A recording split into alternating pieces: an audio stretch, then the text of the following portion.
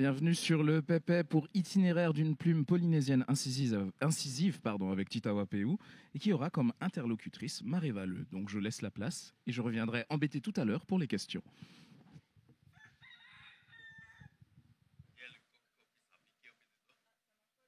Les garçons, il n'y a pas de micro, ça ne marche pas. Merci. Allô, bonjour. Okay, c'est cool. Bon. Merci Hélanie, merci à tous. Rebonjour à ceux que je revois encore à ce moment. Merci d'être là pour cette rencontre. Cette rencontre propose justement de revenir sur l'itinéraire d'une plume incisive, en l'occurrence celle de Titawa Peu. Titawa, bonjour. Yorana Maréva, Yorana à tous. Merci d'être là. Merci d'avoir accepté cette rencontre et d'avoir accepté de te livrer un peu, et surtout sur ton parcours avec nous. Merci à vous de m'inviter. Donc, on disait juste avant, là, on discutait un peu pour amorcer cette rencontre. Tu es né en Nouvelle-Calédonie. Donc, oui, tu es né en Nouvelle-Calédonie en 1975. À quel âge tu reviens à Tahiti? On est en 1977 quand ma petite famille et moi, on prend le super paquebot qui s'appelle le Tahitien. Le Tahitien. Voilà. D'accord. Et tu reviens, tu grandis, tu fais ta scolarité ici à Tahiti. Dans ces années-là, dans cette partie de l'école, le collège, le lycée, il y a quels sont les événements qui ont formaté ou qui ont fondé ou participé à la fondation peut-être de ta pensée? Alors, c'est peut-être pas déjà la pensée, mais plutôt des événements marquants qui ont fait que après on devient la personne qu'on est aujourd'hui. En 1980, mon papa quitte ma mère, donc la famille, et on se retrouve seul, 4 enfants avec une maman qui nous élève en montagne à la Mission, juste à côté de la chaîne TNTV. Avant, c'était la brousse, la grande brousse. Pas de chemin, de route bien dessinée. Donc ça, c'est un premier événement, le départ du père. Et déjà le sentiment que c'est pas juste, quoi. Il y a quelque chose qui manque. Et surtout, voir sa maman galérer, ça devient déjà là le premier sentiment d'injustice. Et de presque de violence, quoi. Et c'était aussi l'époque de l'école de la Mission, l'école des sœurs, l'école religieuse, où je sentais également dans les discours qu'on était bien loin de, du partage et de l'amour, tout simplement, où on voyait déjà certaines inégalités flagrantes, en fait, dans le système même éducatif. Du coup, tu as fait ta scolarité dans l'éducation catholique. D'accord. Okay. Et donc tout ça t'amène au final à des études supérieures de philosophie. En fait, je ne sais pas si beaucoup le savent, mais moi, en tout cas, quand je l'ai su, j'ai été impressionnée. Alors non pas parce qu'on ne croirait pas. C'est pas pour ça, non. C'est parce que tout simplement des études de philosophie, quand on se dit, qu'est-ce qui fait se dire à une jeune fille, une jeune tahitienne, moi je vais aller étudier la philosophie. Tout simplement parce que ce sont les seules études que les bourses prenaient en charge, qui n'existaient pas localement. Non, mais en fait, avant les études supérieures, il y a quand même toute cette vie urbaine tahitienne, ces bouleversements aussi économiques. Il faut savoir qu'à l'époque aussi, quand maman a refait sa vie, elle s'est mariée avec quelqu'un qui travaillait à Mururoa. Donc déjà, là aussi, c'est un deuxième bouleversement. On se dit que moi, j'aime bien J'ai appris à l'école qu'il y a eu la bombe nucléaire à Hiroshima et compagnie, mais comment ça se fait qu'aujourd'hui, on a ça pareil chez nous, etc. Donc ça aussi, c'est une deuxième prise de conscience. Ensuite, oui, tu as raison, j'ai eu la chance d'aller au lycée ensuite à Gauguin. Et je peux dire que l'éducation publique, c'est quelque chose de très important. Et ça m'a complètement bouleversée. J'ai eu la chance aussi d'avoir des enseignants, en français notamment, qui m'ont inculqué vraiment de l'amour de la lecture et puis de l'écriture finalement. Et donc, c'est vrai, en plus, les gens le savent ou pas, mais c'est vrai que en plus d'être une autrice, une écrivaine talentueuse, tu es aussi une lectrice oui, boulimique. Voilà. Et j'ai souvent l'occasion de le dire quand j'interviens dans les collèges ou lycées. On n'avait pas à l'époque la télé, et c'était une chance finalement, puisque on lisait tout ce qui passait, quoi. Et j'ai eu la chance aussi d'avoir un grand frère qui était déjà au lycée, qui avait des manuels littéraires, de littérature. Et moi, ça m'a permis d'engranger plein de choses. D'accord. Et où est-ce que tu fais tes études? Alors, c'est à Paris? À Paris, j'arrive à Paris juste après les émeutes, les troubles ici à Papeete. Et... comme on dit, paradoxalement, c'est étant loin, aussi loin que ça de la violence, que je me suis permise d'écrire à ce sujet, comme si ça m'avait... je sais pas, vous étiez sûrement là, ça m'a tellement bouleversée que instantanément, j'ai écrit cette partie qui figure dans Mutisme, mais vers la fin. Mais en fait, c'est la première partie de ce qui allait être le prochain, le livre. D'accord. Ok, ça je savais pas. Donc on est en quelle année là quand tu arrives? En 95. En 95, tu arrives à Paris et donc là tu commences Mutisme. Oui, finalement, tout simplement. Alors c'était aussi la découverte de Paris, la découverte des auteurs Saint-Michel, etc. La Sorbonne, on se croit intelligente, machin. Et voilà, tout simplement, on prend la plume et on écrit. Voilà, sur quelque chose qui quand même est bouleversant, quoi. Oui, mais avant ça, tu n'avais jamais pris la plume? Ah mais si, comme tout le monde, un petit journal intime de temps en temps, beaucoup aussi de colère aussi, face, on en parlait hier un peu avec Bruno, face à la colonisation tout simplement, et aux injustices sociales surtout. Les injustices sociales, oui. C'est un peu le dénominateur commun de tous nos auteurs autochtones, enfin, de tous, une bonne partie en tout cas. Et donc, 95, tu commences Mutisme, tu suis des études, donc c'est bien la Sorbonne, et de philosophie. Jusqu'à quand tu reviens, enfin, quand est-ce que tu reviens à la maison? Alors, j'étais jeune aussi. J'ai rencontré mon premier amour, le père de mon fils. On s'est installé à Paris. Il est originaire de Bretagne, donc on faisait toujours beaucoup d'allers-retours.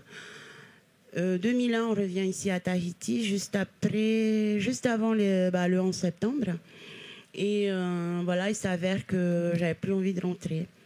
2001, il faut se rappeler, c'est Gaston Floss, c'est la présidence, et la pauvreté fois 1000, quoi. Et là, je me suis dit, je vais m'engager. C'est bien beau d'écrire, mais on va s'engager quand même, peut-être en politique, etc. Et j'ai décidé de travailler ici. J'ai postulé à la commune de Fa'a et j'ai été prise. D'accord.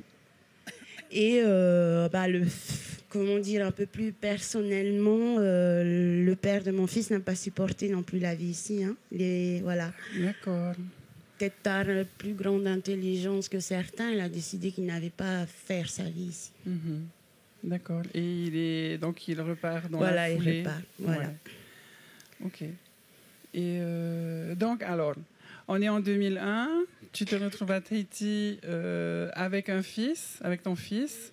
son père est complètement absent ou il est juste... Non, en fait, voilà. c'est moi qui ai pris toute la place. Hein. J'ai fait le ménage. Voilà.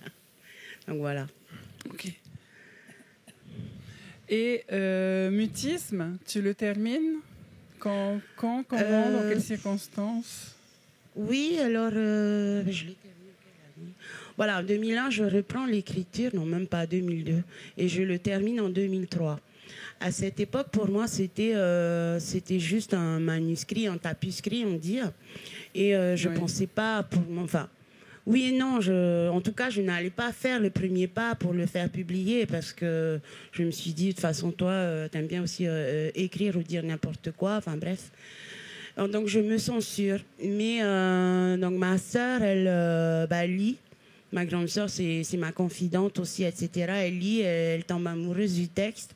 C'est normal, elle s'y voit aussi. Hein.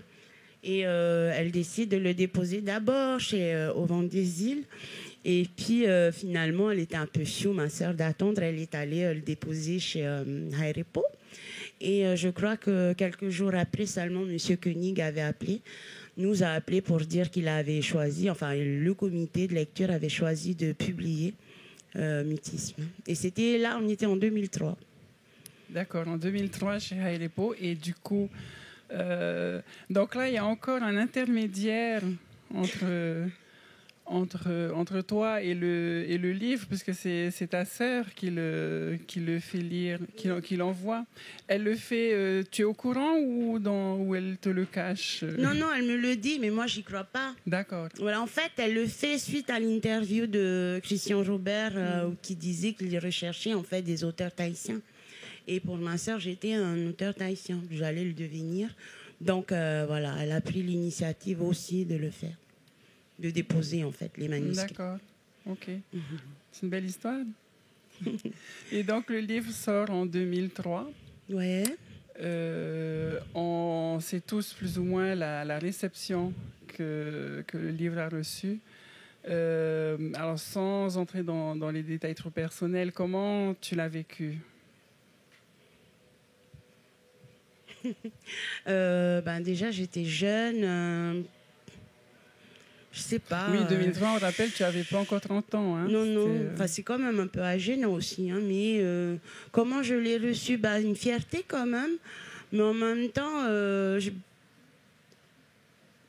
enfin, il y a quand même une partie de la réception qui était négative. Hein. Là, on était, je pense... on était bien dans des années encore coloniales, je sais pas, une ambiance encore assez réfractaire à la parole libérée en fait.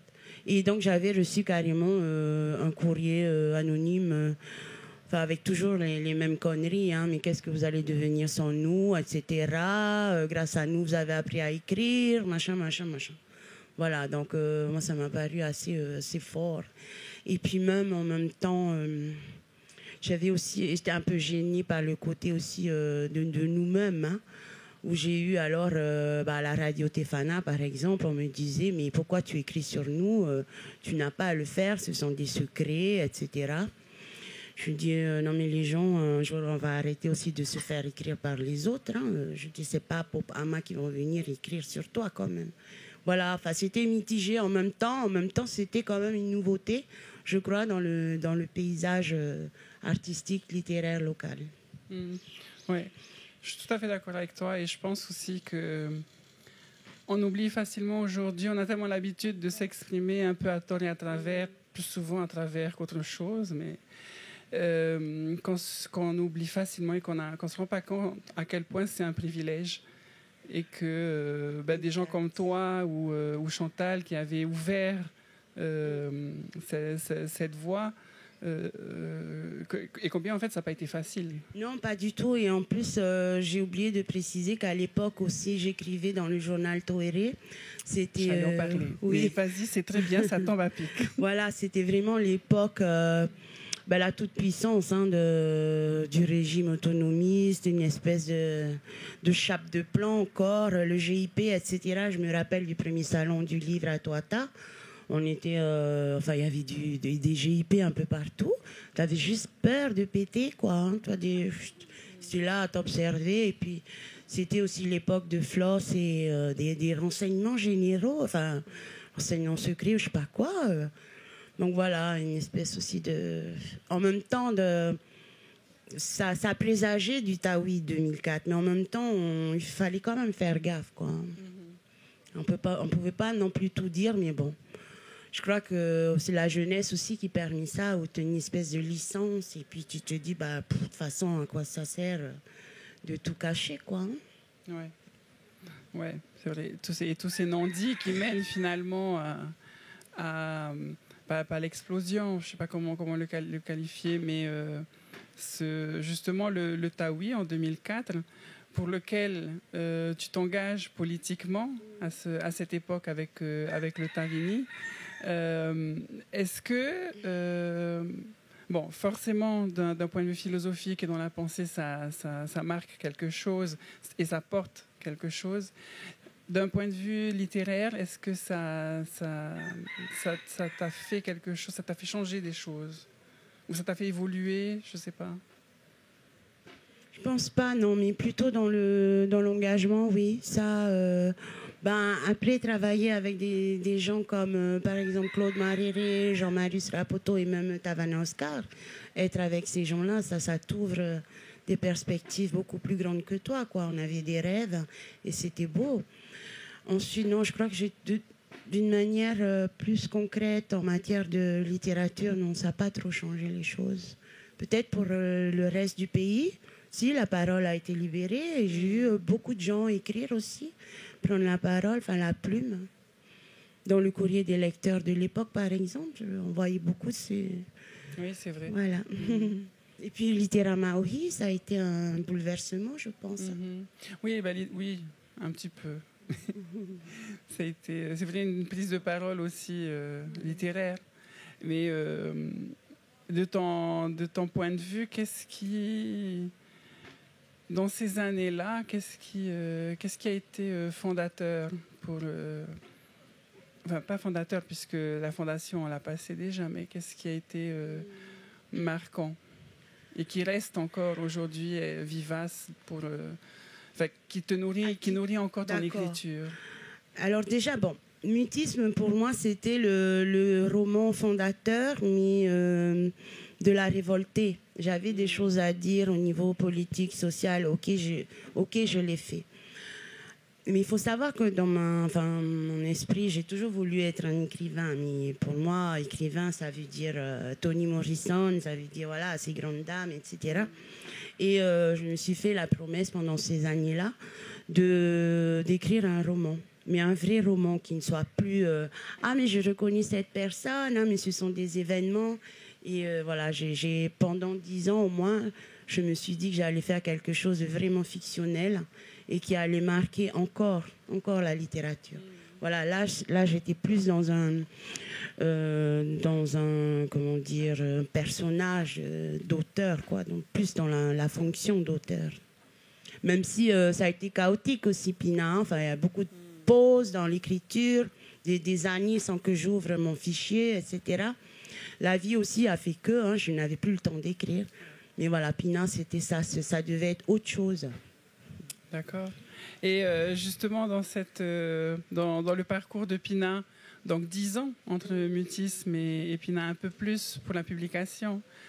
Dans ce laps de temps, est-ce que tu dis, il y a eu de longues périodes où tu n'as pas repris ton manuscrit. Est-ce que il y a eu des moments où, au contraire, tu as effacé, tu as jeté des passages? En fait, malheureusement, j'ai un peu, confondu mon travail d'écrivain avec la vie que je vivais, mais en même temps, j'avais perdu un peu d'espoir au niveau politique, idéologique. On avait des rêves, on les a réalisés à travers le Tawi, mais finalement non. C'était une grande désillusion. Pourquoi? Parce que les inégalités étaient toujours là, on n'était toujours pas libre. On était toujours pauvres, on était toujours... Enfin voilà quoi, c'était la désillusion totale.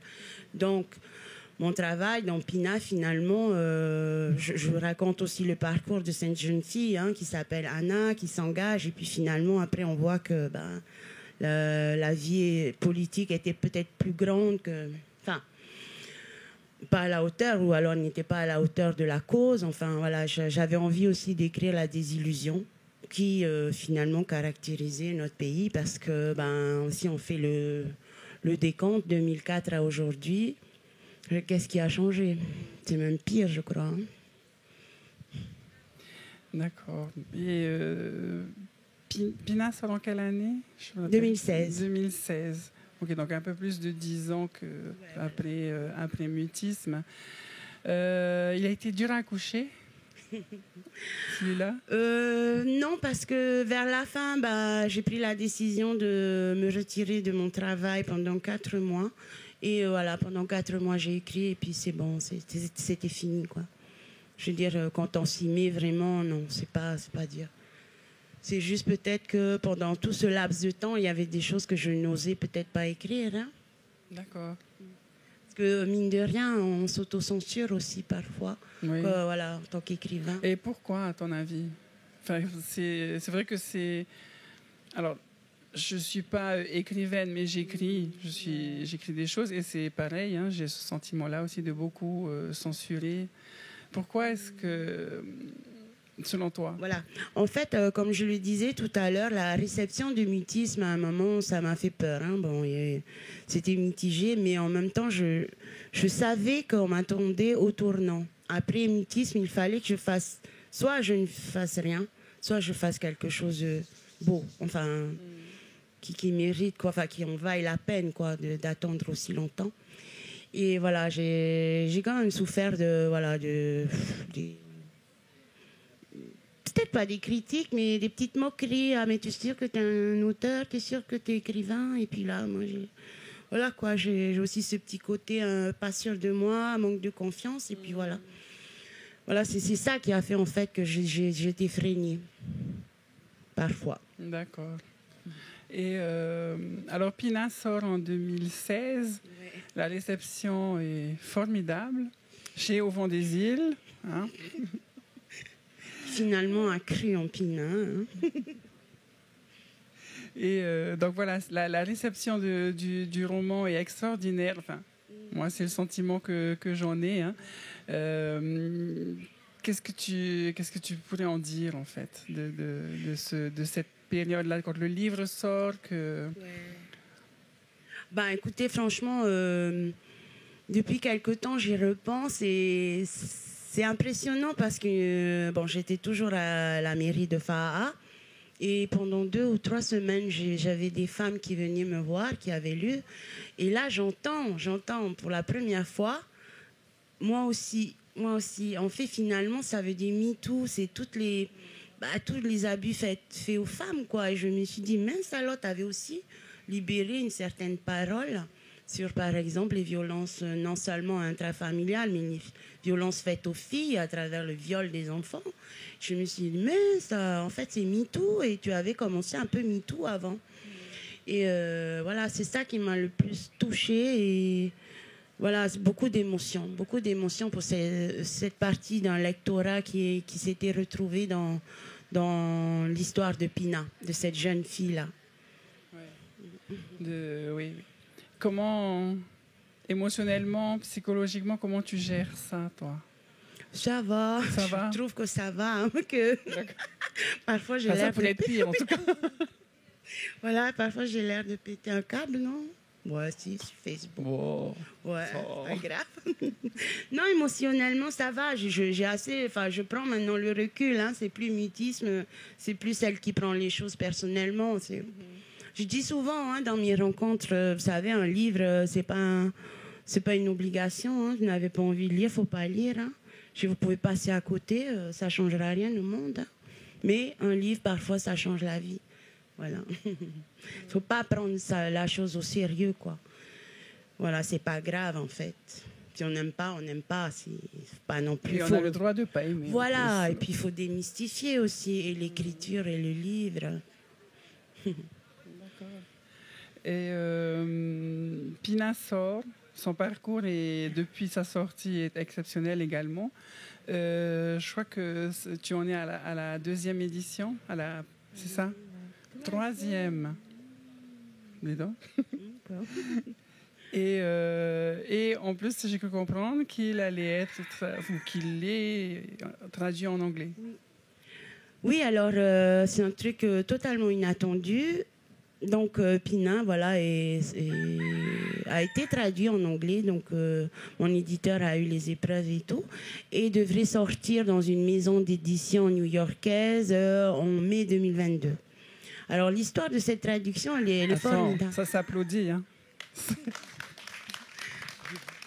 L'histoire de cette traduction, elle est assez formidable puisque le traducteur a pris lui-même la peine de prendre contact avec l'éditeur pour dire qu'il veut absolument le traduire.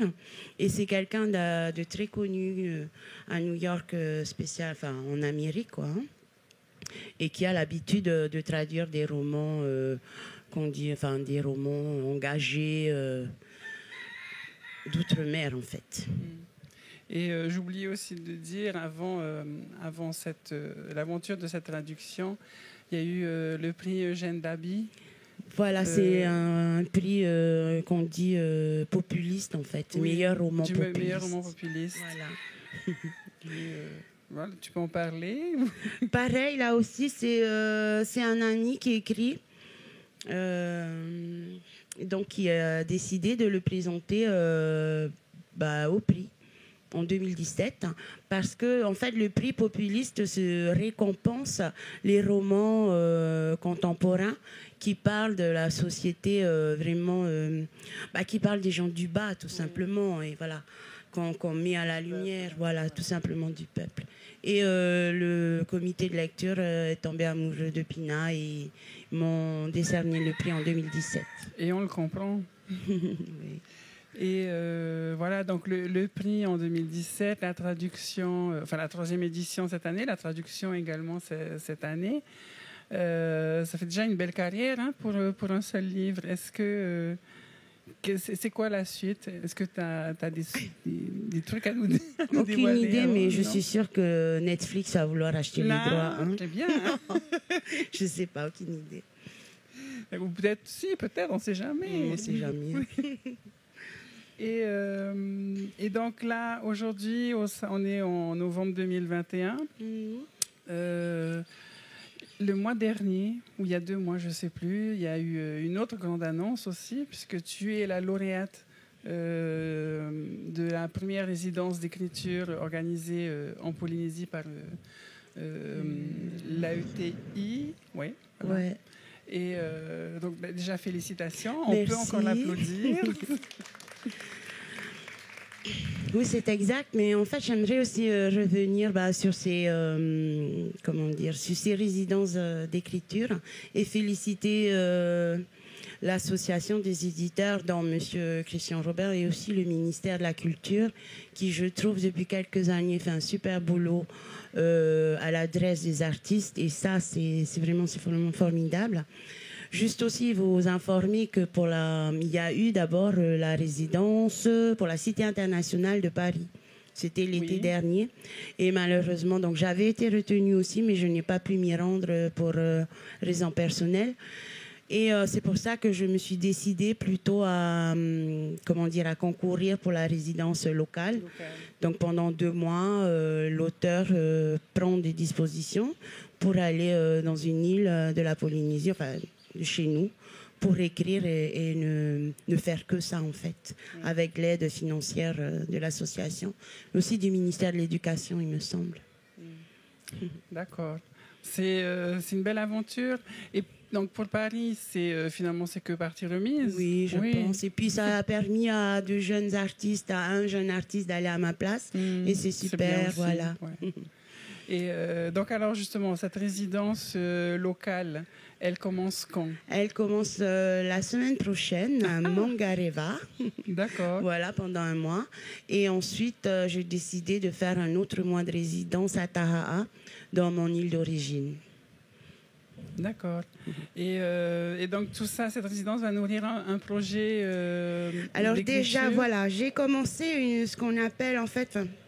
peut-être pompeusement, moi j'appelle ça une trilogie, mais oui, je rêve à une trilogie après Pina, que j'ai commencé déjà depuis 2017.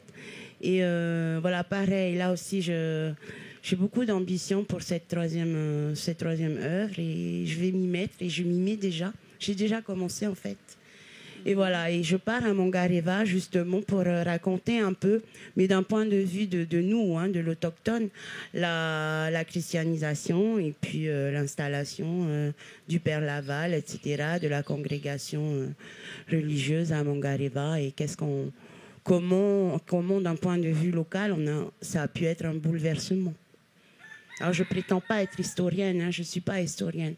Je suis une romancière et j'avais envie de donner la parole à ceux qui n'ont jamais peut-être raconté cette période de notre vie, de notre histoire commune, quoi. Ok, exactement. C'est comme tu dis, ouais, c'est très sain finalement d'écrire depuis ta place, tout simplement. Il y en a tellement qui veulent écrire depuis la place des autres. C'est vrai, exactement. Donc voilà, je fais un peu le pari, la chose inverse, où là, mon but, c'est pas d'être l'observateur et puis de dire... j'ai envie de faire quelque chose de l'intérieur, en fait. Tout en privilégiant, évidemment, la fiction, mais même plus que ça, la science-fiction, tout ce qui est... roman noir en même temps, mais en même temps d'anticipation. Voilà, d'anticipation, c'est beau. Voilà. D'accord. Et alors, j'ai plus vraiment de questions à te poser. Super. Est-ce que si peut-être pour l'avenir, donc il y a ce projet de trilogie. Au-delà de ça, est-ce que tu te projettes déjà au-delà de ça? Je suis sûre que oui. Mais bon, ou peut-être que pas. Mais si tu le faisais, qu'est-ce que tu imaginerais? Non, en fait, ça fait quelques jours déjà que j'y pense et je vais le dire à Bruno Sora, il m'énerve parce qu'il m'a bouleversée avec des Français et des Tahitiens opus 2. Je me suis dit, mais tu vas devenir encore plus extrême, c'est encore plus, quoi. Est-ce que c'est possible, hein? Et il parlait hier et j'étais complètement... triste parce que je me suis dit, mais punaise, quel est l'avenir de ce pays? Tu as l'impression qu'on sera bloqué dans une espèce de colonie, en plus déjà consentie, déjà là ça fait mal, mais quel devenir institutionnel on aura quand on regarde ce qui se passe ou qui ne se passe pas dans ce pays? Peut-être qu'à travers mes romans, moi j'avais envie aussi de proposer une autre société qui décide de sortir de cette espèce d'impasse, parce que j'ai l'impression que c'est une impasse, où on est, chacun dans son tas de peuples qui vivent ensemble sans se connaître, et puis je pense qu'à un moment donné, soit on rentre en collision, soit ça va devenir le no man's land, et c'est un des thèmes que je vais aborder pour mon futur roman. Quel devenir institutionnel aussi pour ce pays. Ok, ça promet. Hein. Voilà, alors est-ce qu'il y a quelque chose que j'oublie, que tu voudrais rajouter avant de passer aux questions du public, je veux dire? Non, ça va. Alors, des questions dans le public, je suis sûre qu'il y en a plein. C'est le moment. Oula. C'est violent. Alors, déjà, le sifflement avait une question, mais alors, c'était quoi ça? Quelqu'un est désireux d'interagir avec Titawa? Rien. Bonjour Titawa, merci beaucoup d'abord pour tes deux romans qui m'ont profondément bouleversée. Je voulais apprendre à connaître un petit peu l'identité polynésienne et j'ai l'impression que c'est grâce à tes romans que j'ai pu la toucher du doigt. Et dans Pina, je trouve qu'il y a des passages que j'ai trouvé vraiment très durs à lire et je me demandais où est-ce qu'on puise la force de pouvoir écrire ce genre de passage et de pouvoir raconter l'indicible quelque part. C'est vrai que... Oui, j'ai oublié de dire, Mareva, les longs moments de pause dans l'écriture de Pina sont souvent dus aussi également à ces scènes trop difficile. Je sais, même à la relecture, c'est hyper... mais en même temps, c'était obligatoire, passage obligatoire, sinon Pina n'allait pas pouvoir se faire. Où on puise ça, j'ai envie de dire dans le désespoir, mais pas seulement dans l'amour de ce pays. Quand tu l'aimes tellement, ce pays, qu'il y a des choses que tu dois... C'est comme une plaie, tu vois, quand tu vas... excusez-moi de l'image, quand tu vas enlever le pus, c'est dégueulasse, mais il va falloir quand même guérir ces choses-là. Je pense que c'est mon tellement grand amour pour ce pays. Des fois, j'en pleure. Je dis, mais t'es bête ou quoi? Ce pays, on n'a rien à foutre de toi. Et puis toi, t'es... non, mais vraiment, voilà. Non, c'est l'amour, tout simplement, de mon pays. Et puis, cette vie, en fait, de quartier qui tend à disparaître, hein, je pense. Hein. Cette vie communautaire... voilà. Oui, Titawa, je voulais te dire que j'avais vraiment énormément aimé ton mutisme quand il est sorti. Oui. Énormément. Je me suis dit que tu avais une parole vraie, un peu comme Chantal dans L'île des rêves écrasés, tu vois. C'est-à-dire, effectivement, il faut mettre les doigts sur les choses.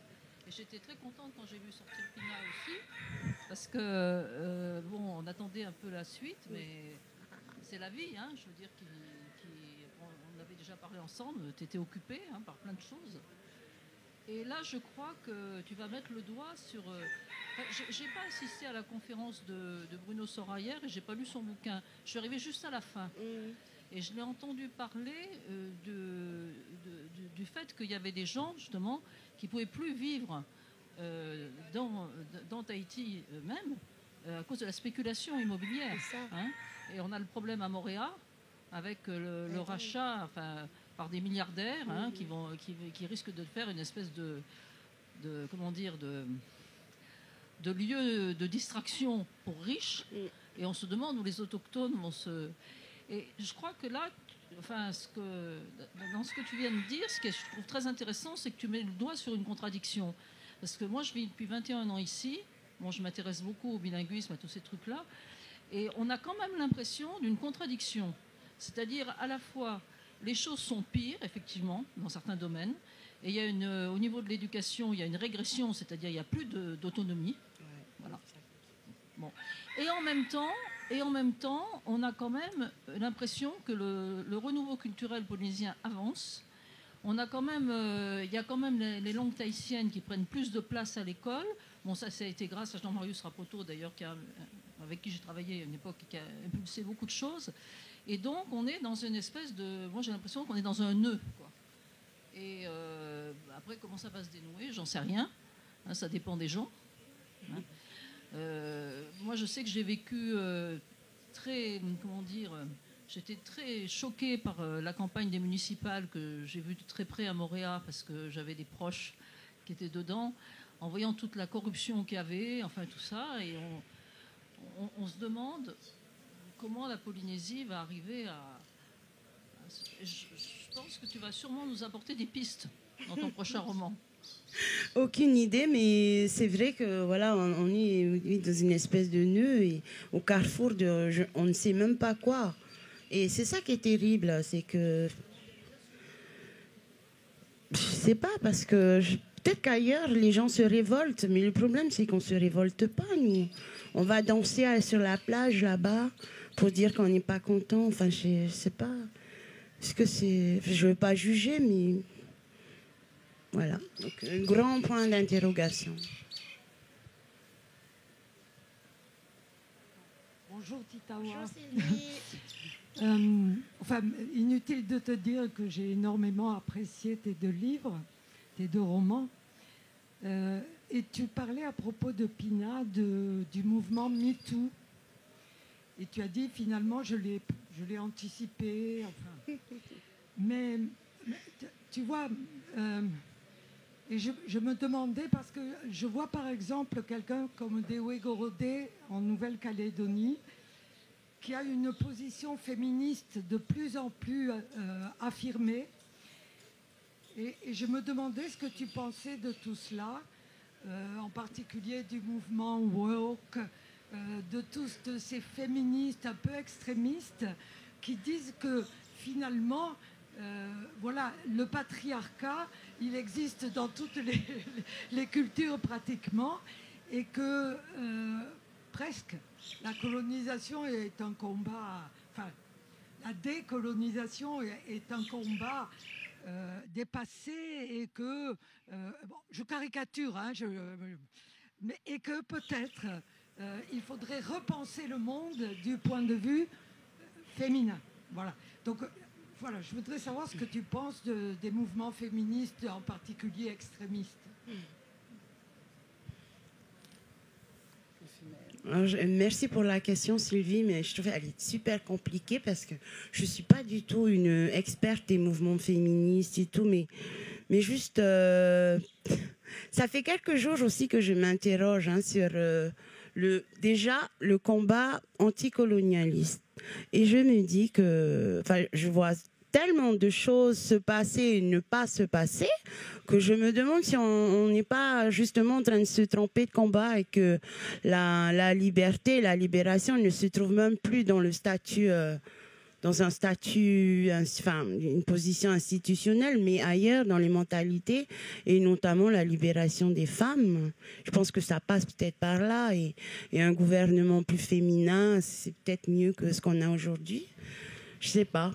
Je trouve qu'on n'est plus, je suis plus en tout cas personnellement dans la révolte contre le système, parce que finalement ça donne quoi?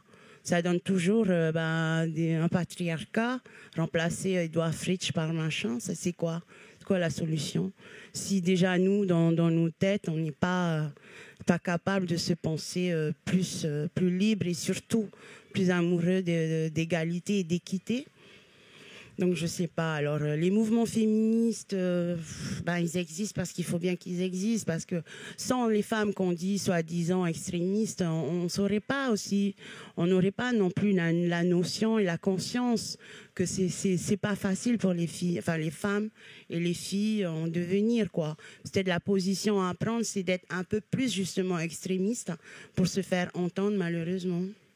Donc voilà, je pense que toutes les positions de ce genre, pour les libérations, en tout cas, elles ont toute leur place. Hein.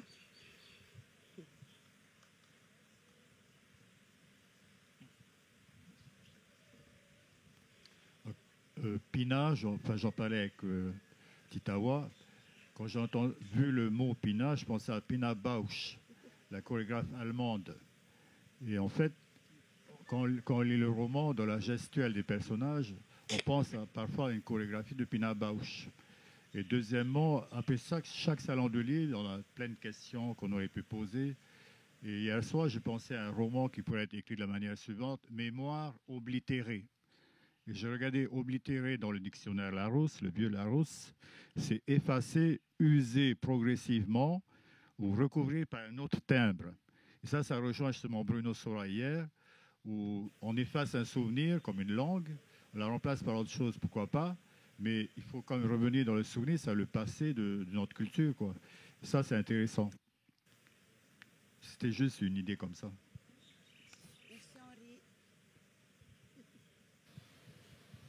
Est-ce qu'il y a encore des questions dans le public?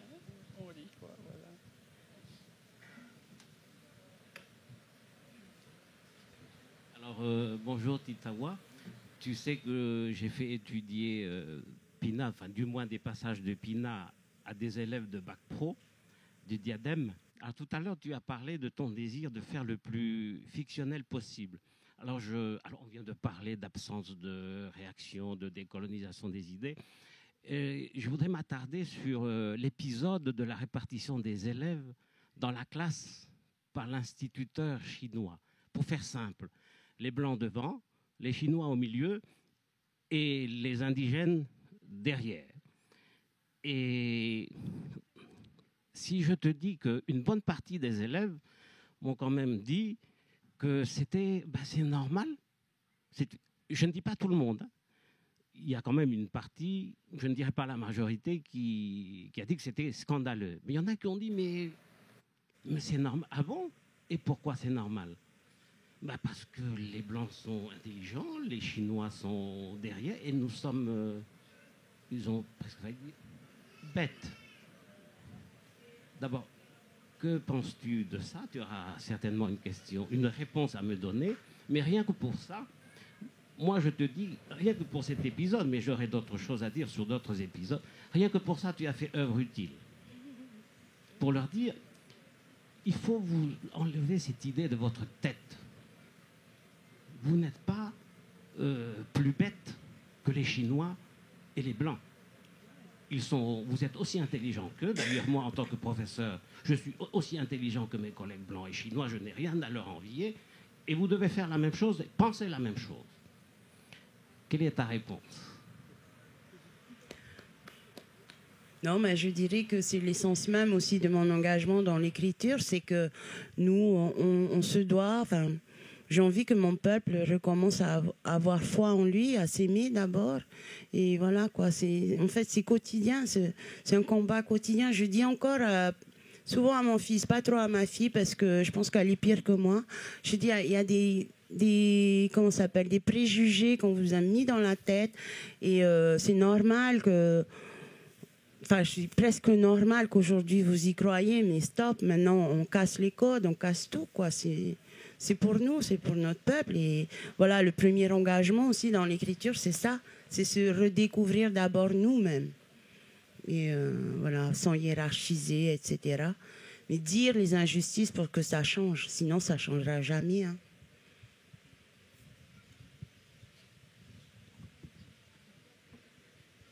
J'ai oublié de parler d'un livre que tout le monde devrait lire, c'est Le Tout Monde d'Édouard Glissant, où il dit que n'importe quel pays, surtout les petites îles et les petits pays, sont aussi importants, sinon plus que les autres, en tant que valeurs culturelles, philosophiques et tout. Et c'est pour lutter contre la pensée unique, un peu comme le choc des civilisations. Un modèle vient, écrase tout, et puis on n'a rien à foutre, quoi. Je pense aussi, pour revenir à l'éducation, qu'on a aussi un rôle en tant qu'éducateur. C'est peut-être aussi, quand on est passionné de livres, hein, c'est faire connaître hors programme littéraire des auteurs comme Glissant, toute cette génération d'auteurs de la Libération, c'est important. Moi, je n'ai pas eu la chance de connaître ça au collège ou au lycée. Il a fallu que j'aille à Paris pour lire les auteurs de la Libération, et c'est un peu dommage. Peut-être qu'aujourd'hui, on devrait penser à ça dans les écoles, enfin les collèges, les lycées. Et à côté, bon, il y a Henri Hiro, c'est sûr, mais il y a aussi les mouvements de libération, quoi, planétaires.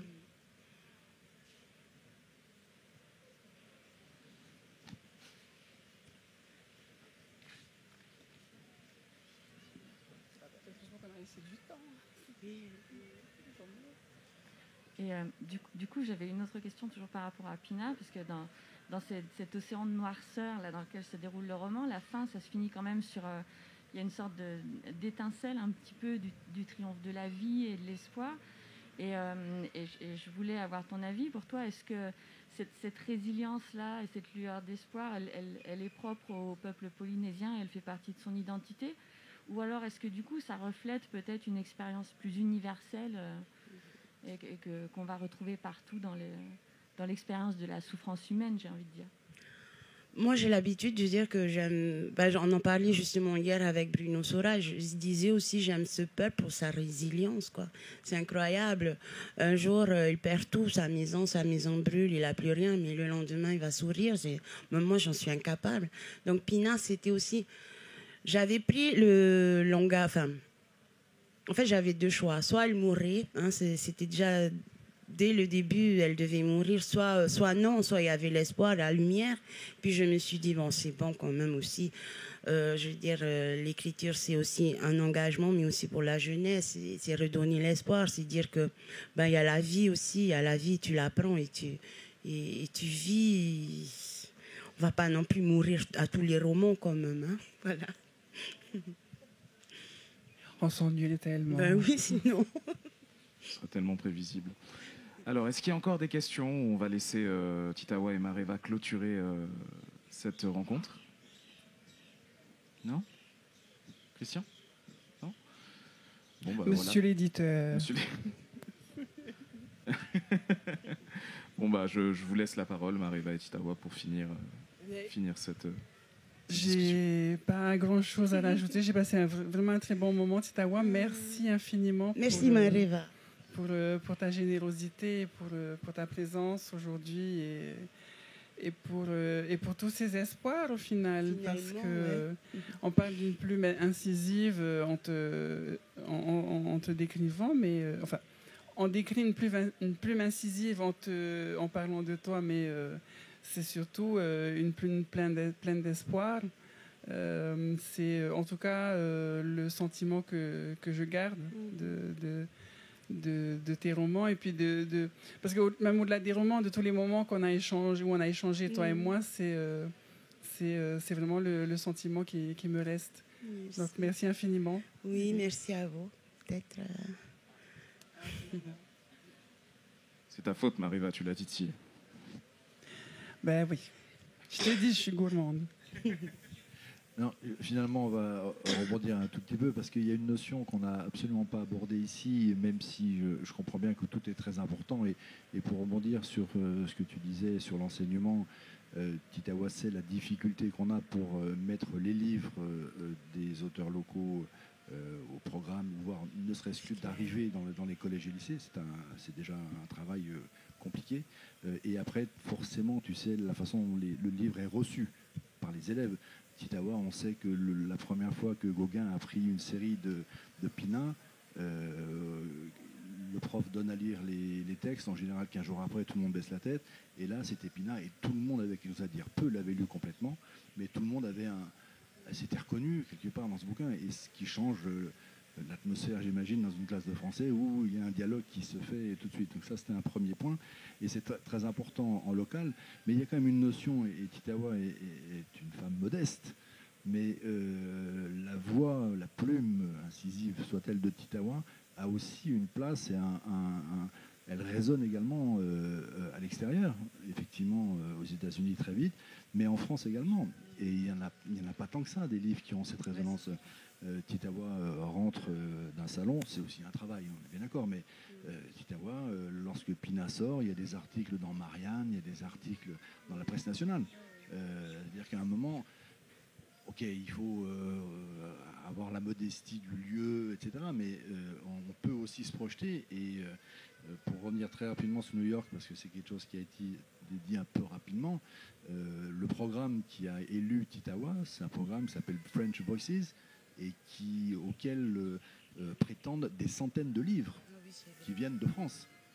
Et c'est Titawa qui est prise, qui vient peut-être de France, assez à Bruno d'en décider. mais la réalité, elle est là, c'est que cette voix, on va dire francophone si vous voulez, mais elle est élue au milieu de centaines d'autres livres qui viennent de grands éditeurs de France. Donc voilà, c'est pas rien, c'est-à-dire qu'il y a une résonance qui est au-delà du pays. C'est juste que je voulais apporter cette dimension plus grande même qu'à Tahiti. Désolé. Mais ça, c'est grâce au travail de mon éditeur aussi. Hein. Merci.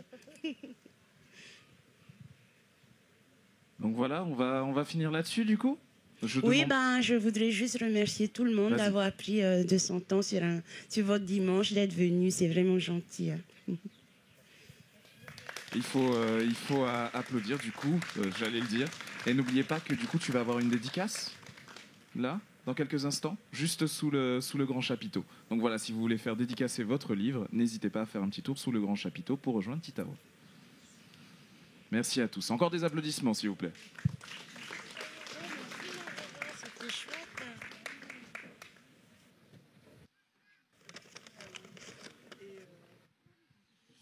Le prochain rendez-vous, ce sera dans quelques instants, avec quelques petites mises au point au niveau de l'organisation des sièges devant et des caméras, puisqu'il y aura pas mal d'intervenants. La thématique, c'est liens entre médecine traditionnelle et conventionnelle.